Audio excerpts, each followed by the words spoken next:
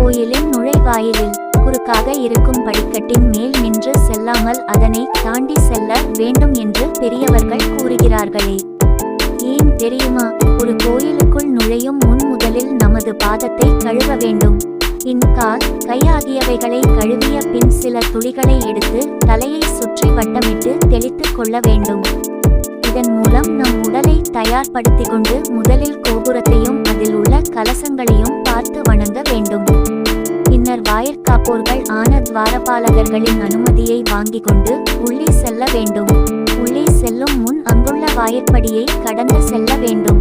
அந்த படியை தாண்டும் போது நான் கொண்டு வந்த எதிர்மறை வினைகள், எதிர்மறை எண்ணங்கள், கெட்ட செயல்கள், கவலைகள் எல்லாவற்றையும் இங்கேயே விட்டு உள்ளே செல்கின்றேன்.